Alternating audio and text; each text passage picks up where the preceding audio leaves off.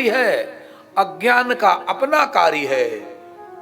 अज्ञान अविद्या माया जीव को स्वाभाविक उसकी ओर अग्रसारित होती है। वेद का मंत्र है। वेद में भगवान कहते हैं इन इंद्रियों का स्वभाव है बहिर्मुख होना। सो राजन बहिरंग इंद्रियों को अंतरंग करो। वेद का मंत्र है परांच खानी परांच खानी वितरण स्वयंभू तस्मात् परां पश्यति नंद्रात्मा। राजन परांच खानी वितरण स्वयंभू। स्वयंभू ब्रह्मा ने इन इंद्रियों को बहिरंग बनाया है, माया की ओर, आकर्षण की ओर, विषयों की ओर, भोगों की ओर ले जाने वाला स्वाभाविक बना दिया है। स्वाभाविक गति, ध्यान देना, जैसे जल की गति निम्नगाह, नीचे की ओर जाने, जल को नीचे लाने का कोई प्रयास नहीं करने पड़ता है। ध्यान देना, विशेष ध्यान देना। जैसे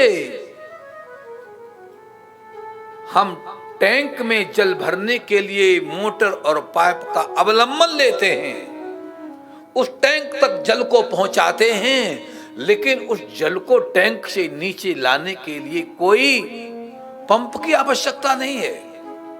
केवल टोटी खोलो, अपने आप आ जाएगा। इसी प्रकार से ध्यान देना, इसी प्रकार से ये जो इंद्रियां हैं बहिर्मुख होकर के, बहिरंग होकर के विषयगामी बन जाती हैं। पतन स्वाभाविक है, उत्थान साधना साध्य है। ध्यान देना, उत्थान साधना साध्य है।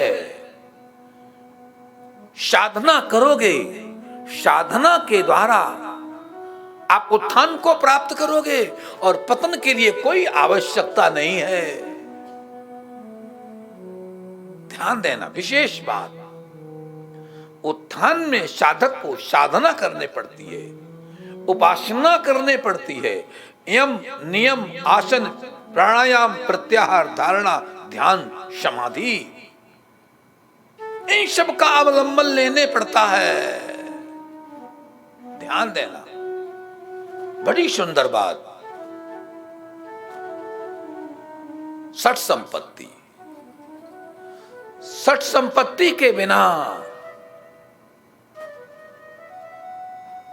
आप ऊर्ध्वगामी उत्थान की ओर, वेदांत के सिद्धांत में सठ संपत्ति है, सांख्य के संबंध में, योग के संबंध में अष्टांग है। वेदांत में सठ संपत्ति, सुनना ध्यान से, वेदांत में सठ संपत्ति हमें आगे बढ़ाती है और सांख्य में अष्टांग योग। हम अष्ट अंगों को यम नियम आसन प्राणायाम प्रत्याहार धारणा ध्यान समाधि को अपनाएंगे तो आगे बढ़ेंगे। सांख्य का सिद्धांत है, कपिल का सिद्धांत है, सांख्य का सिद्धांत है। आगे बढ़ने के लिए अष्टांग योग का अवलंबन लो। वेदांत का सिद्धांत है सठ संपत्ति को लेकर के आगे बढ़ो। इस जीवन में सठ संपत्ति नहीं होगी, अष्टांग योग नहीं होगा, आप आगे नहीं बढ़ सकते हैं। आगे बढ़ने के लिए जरूरी है, सुखदेव जी महाराज ने राजा परीक्षित को ज्ञान दिया, राजन हे राजन, इन साधनों को लेकर के आप साध्य की ओर बढ़ सकते हैं। साध्य ही आपकी उत्थान का, आपकी प्रगति का, ऊर्ध्वत्व होने का एक माध्यम है। जो भी योगी यति अमलात्मा महात्मा, जो भी संत महात्मा मनीषी आगे बढ़ा है, इनका अवलंबन लिया है। कोई भी साधक, कोई भी जिज्ञासु इन साधनों के द्वारा आगे बढ़ता है। ध्यान देना, राजा परीक्षित को श्री सुखदेव जी महाराज ने इन साधनों के माध्यम से धीरे धीरे शनै शनै शनै, वेद का मंत्र है चरई वेती चरई वेती चरई वेती चरई वेती, धीरे धीरे धीरे धीरे चलते चलते चलते आप उस स्थल तक पहुंचते हैं। ध्यान देना, बड़ी सुंदर बात बतलाई शिवराजन। इस विधि से अपने को आगे ले चलो, आगे ले चलो। जैसा गुरुदेव का उपदेश उसी के अनुसार श्री सुखदेव जी महाराज चल रहे हैं। बड़ा आनंद आ रहा है। सुखदेव जी महाराज कथाओं को सुन रहे हैं, तन्मय है। ध्यान देना, भागवत की किसी भी कथा के प्रति ऐसा भाव नहीं बना लेना कि महाराज ये तो राजा रानियों की गाथाएं हैं। ये गाथाएं नहीं, ये समाधि है, ये समाधि है। विचार करो, यदि राजा रानी की गाथा होती तो क्या सुखदेव जी महाराज समाधि खोल के ये कथा कहते? समाधि में संलग्न है, समाधि को छोड़ करके। और भाई परीक्षित जिसने कल ही मरना है, आज ही मरना है, 7वां दिन है, ऐसा परीक्षित कथा सुनेगा? जिसकी 7वें दिन मौत हो रही है वो इन बातों को सुनेगा। इसे सिद्ध होता है कि एक अमलात्मा योगी महात्मा और एक जो मुमुक्षु जो म्रियमाण पुरुष है, इधर उसकी कभी गति नहीं बनेगी, इसे निश्चित है। ध्यान देना, परीक्षित महाराज ने बहुत अच्छा प्रश्न किया। गुरुदेव बतलाने की कृपा करें, आप मुझे रुक्मिणी विवाह की कथा सुनाए। हे गुरुदेव, अब मुझे आप भगवान श्याम सुंदर की 16,108 विवाह शादियों की कथा सुनाने जा रहे हैं। सो गुरुदेव ध्यान देना, बहुत अच्छा प्रश्न है। ये प्रश्न आपके अंदर भी उठ सकता था। सुखदेव जी महाराज से निवेदन किया, भगवान इन शादियों का संबंध हम जैसे विरक्तों से क्या है? ध्यान देना, मैं इस थोड़ी बात को आध्यात्मिक पुर देना चाहता हूं। बोलो कृष्ण कन्हैया लाल की। मैं किसी ग्रंथ का अवलोकन कर रहा था, इसका मुझे नाम स्मरण नहीं आ रहा है। बड़ी उसमें बात आई कि ये सब वृत्तियां हैं। जब इन वृत्तियों का, जीव की इन वृत्तियों का जब संबंध, जब विवाह भगवान के साथ हो जाता है, ध्यान देना, जब ये भगवान के साथ ब्याही जाती हैं, भगवान की साथ विवाह होने पर ये भगवान की बन जाती हैं, भगवान को समर्पित हो जाती हैं, तो ये भी तन्मय हो जाती हैं। ये भी ध्यान देना, नहीं तो सोचो, म्रियमाण पुरुष को शादी देखने की इच्छा होगी या शादी में जाने की इच्छा होगी? हमारे सन्यास के ग्रंथों में सन्यास पद्धति में लिखा है कि सन्यास को शादी का महोत्सव नहीं देखना चाहिए, ऐसा मान लिखा है। कोई भगत आग्रह करे तो चले, हम लोग भी चले जाते हैं, क्या करूं, दुनिया में समाज में रहता हूं, पर वहां ऐसा लिखा है। ध्यान देना, वहां ऐसा लिखा है कि बीत रागी विरागी अमलात्मा। मैं उस ग्रंथ को पढ़ रहा था, बड़ा अच्छा अर्थ किया कि भाई गृहस्थ की शादी एक काम यज्ञ है। क्या है? ध्यान देना, सावधानी से सुनना, विवाह काम यज्ञ है। क्या है? काम यज्ञ है। सन्यासी तो ज्ञान के करता है, महात्मा तो ज्ञान के करता है, काम यज्ञ में जाने की उसको आवश्यकता नहीं है। देखिए, एक ज्ञान पक्ष कह रहा हूं, इन 16,108 शादियों का, भगवान की शादियों का मैं ज्ञान पक्ष कह रहा हूं। विवाह, ये जो विवाह है वो काम यज्ञ है, और यह जो काम यज्ञ है, इस काम यज्ञ का तात्पर्य काम का भोग नहीं। ध्यान रखना, विशेष बात, कहीं आप लोग कहीं विचलित नहीं हो जाना, भ्रमित नहीं हो जाना। शादियों का तात्पर्य काम यज्ञ होते हुए एक काम यज्ञ है, एक काम यज्ञ भोग के लिए नहीं। लिखा है, सुनना ध्यान से, विवाहो ना विलासार्थम धर्मार्थमेव केवलम। विवाहो ना विलासार्थम धर्मार्थमेव केवलम। सुनना ध्यान से, विशेष ध्यान से। विवाह विलास के लिए नहीं, भोग के लिए नहीं, बल्कि धर्मार्थमेव केवलम। ये धर्म के आचरण के लिए है, धर्माचरण के लिए है। ये विवाह कामनाश के लिए है। ध्यान देना, लोहा लोहे को काटता है, लोहा लोहे से लोहे को काटा जाता है। यहां विवेचना की जा रही है। टीकाकार कह रहे हैं, श्रीधर जी महाराज कह रहे हैं, भागवत की टीका सुनना ध्यान से। टीकाकार कह रहे हैं कि लोहे को लोहे से काटा जाता है, इसलिए काम से काम को मारा जाता है। काम से,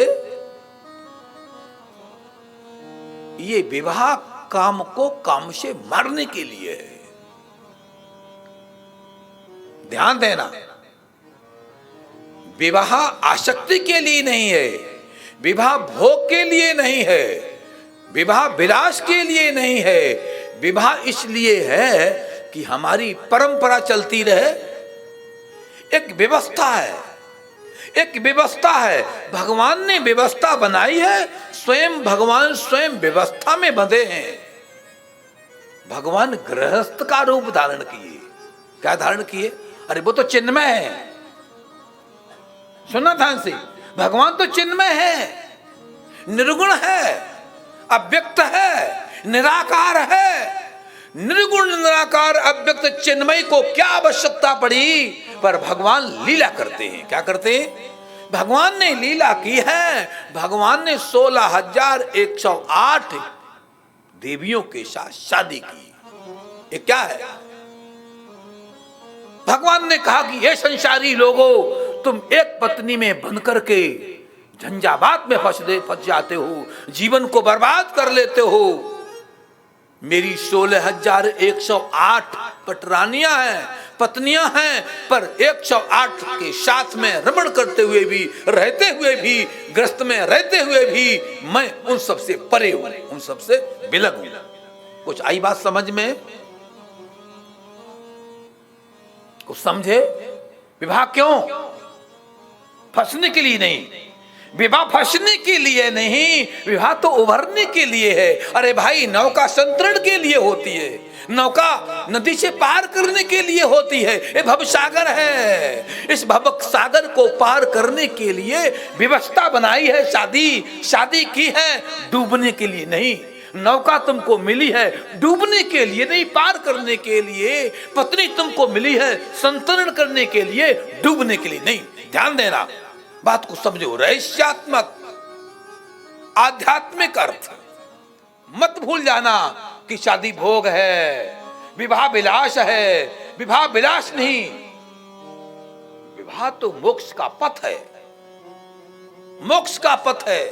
यदि किसी सन्यासी के मुख से सुनोगे, किसी सन्यासी की पावन वाणी से भागवत को सुनोगे, तो वो यही अर्थ करेगा, यही अर्थ करेगा। और गृहस्थी के मुख से सुनोगे तो वही अर्थ करेगा। वक्तुर इच्छा विवक्षा, जो जिस रंग में रंगा होता है वो उसी रंग को दिखाएगा। अरे सोचो, विचार करो, इस हमारे प्रेमपुरी आश्रम ट्रस्ट का नियम है कि प्रेमपुरी जी महाराज की पावन पुण्य स्मृति के अवसर पर हमें हमारे ट्रस्टियों ने बतलाया कि स्वामी जी हमेशा यहाँ का नियम है। स्वामी विश्वेश्वरानंद जी महाराज जो यहाँ के अध्यक्ष हैं, उसने कहा यहाँ का नियम है कि सन्यासी ही कथा करता है। अरे भैया, सन्यासी की स्मृति में सन्यासी ही कथा करेगा, गृहस्थी क्यों करेगा?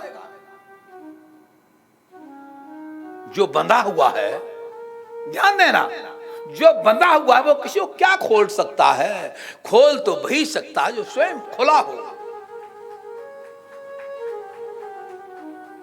सुनो ध्यान से, भगवान ने 16,108 शादी की और आपको उपदेश दिया, ए दुनिया के लोगों, ए संसार के लोगों।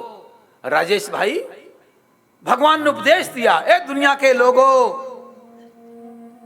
भगवान बोले मैंने 16,108 शादी की और करने के बाद भी कल आपने रास की लीला देखी, सुनी, दृश्य का अवलोकन किया। भगवान कितनी कितनी गोपांगनाओं के बीच में हैं, अंत में काम परास्त हो गया, काम परास्त हो गया। भगवान को अच्युत बोल के साष्टांग प्रणाम किया, साष्टांग प्रणाम किया। 16,108 विवाह का तात्पर्य है कि काम से ऊपर उठो, काम से ऊपर उठो। ध्यान देना, ये निश्चित निसंदेह इसका यही तात्पर्य है। भूल के इसका उल्टा अर्थ नहीं लगा लेना, उल्टा मत समझ जाना। कदापि विवाह का अर्थ भोग नहीं है।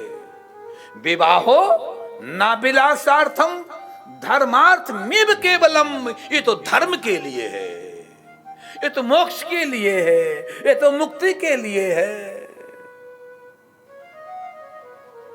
विकार से आगे बढ़ो, इसलिए विवाह है। कोई काम का विकार आया है, गृहस्थ के लिए उपदेश है। कोई काम का विकार आया है, अवलंबन लीजिए और आगे निकल जाइए, आगे निकल जाओ। गृहस्थी के जीवन में यही सिद्धांत बनाना चाहिए, यही भाव बना करके हमको आगे बढ़ना है। इस प्रसंग में और भी कई चर्चाएं आई हैं।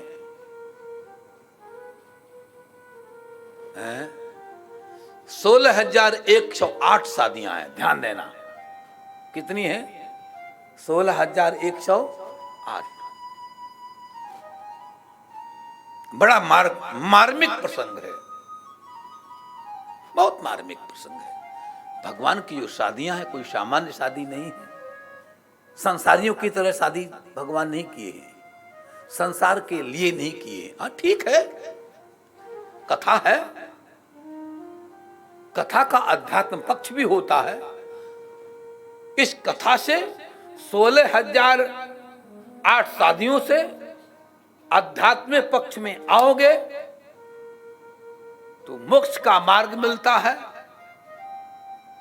व्यवहारिक पक्ष देखोगे तो व्यवहारिक पक्ष में है कि भगवान कृष्ण कितनी व्यवहारिक हैं, अपनी किसी भी पत्नी को निराश नहीं होने देते हैं। हर पत्नी का पूरा पूरा ध्यान रखते हैं। जितनी पत्नी उतने भवन। और इतना ही नहीं, यहां लिखा है, गर्ग संहिता में लिखा है, कौशिकी संहिता में लिखा है कि भगवान की एक पत्नी से 10 पुत्र हुए। कितने हुए?